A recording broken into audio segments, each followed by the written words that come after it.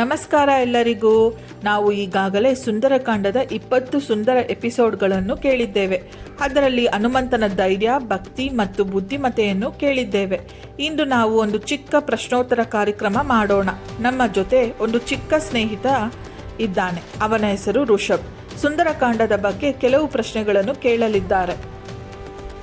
ರಾಮಾಯಣದಲ್ಲಿ ಈ ಭಾಗವನ್ನು ಏಕೆ ಸುಂದರಕಾಂಡ ಎಂದು ಕರೆಯುತ್ತಾರೆ? ಈ ಭಾಗದಲ್ಲಿ ಎಲ್ಲವೂ ತುಂಬ ಸುಂದರವಾಗಿದೆ. ಹನುಮಂತನ ಭಕ್ತಿ ಸುಂದರವಾಗಿದೆ, ಅವನ ಧೈರ್ಯ ಸುಂದರವಾಗಿದೆ ಮತ್ತು ಸೀತಾದೇವಿಯನ್ನು ಹುಡುಕುವ ಅವನ ಕಾರ್ಯವೂ ಸುಂದರವಾಗಿದೆ.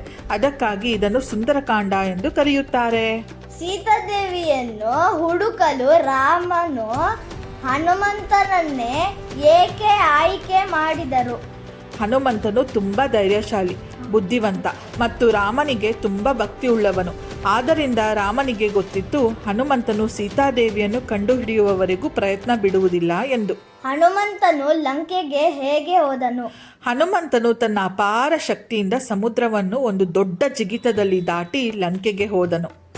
ರಾಮನ ಮೇಲಿನ ಭಕ್ತಿ ಅವನಿಗೆ ಆ ಶಕ್ತಿಯನ್ನು ಕೊಟ್ಟಿತು.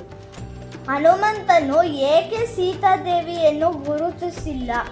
ಹನುಮಂತನಿಗೆ ಗೊತ್ತಿತ್ತು ಸೀತಾದೇವಿ ತುಂಬ ಪಾವಿತ್ರವಿರುವವರು ಮತ್ತು ಸದಾ ರಾಮನನ್ನೇ ನೆನೆಸುವವರು. ಆದ್ದರಿಂದ ಅವನು ಪ್ರತಿಯೊಬ್ಬರನ್ನು ಗಮನದಿಂದ ನೋಡಿ ಅವರು ಸೀತಾದೇವಿ ಅಲ್ಲ ಎಂದು ತಿಳಿದುಕೊಂಡನು.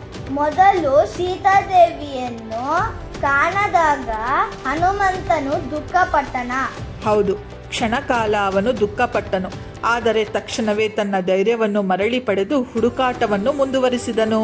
ಸುಂದರಕಾಂಡದಿಂದ ನಾವು ಯಾವ ಪಾಠ ಕಲಿಬಹುದು? ಸುಂದರಕಾಂಡ ನಮಗೆ ಹೇಳುವುದು ಯಾವತ್ತೂ ಕೈ ಬಿಡಬಾರದು. ಭಕ್ತಿ, ಧೈರ್ಯ ಮತ್ತು ನಂಬಿಕೆ ಇದ್ದರೆ ನಾವು ಯಾವುದೇ ಕಷ್ಟವನ್ನು ಜಯಿಸಬಹುದು. ಈ ಸುಂದರಕಾಂಡ ಪ್ರಶ್ನೋತ್ತರ ಕಾರ್ಯಕ್ರಮ ನಿಮಗೆ ಇಷ್ಟವಾದರೆ ದಯವಿಟ್ಟು ಲೈಕ್, ಶೇರು ಮತ್ತು ಸಬ್ಸ್ಕ್ರೈಬ್ ಮಾಡಿ. ಇನ್ನಷ್ಟು ರಾಮಾಯಣ ಕಥೆಗಳೊಂದಿಗೆ ಮತ್ತೆ ಭೇಟಿಯಾಗೋಣ. ಧನ್ಯವಾದಗಳು.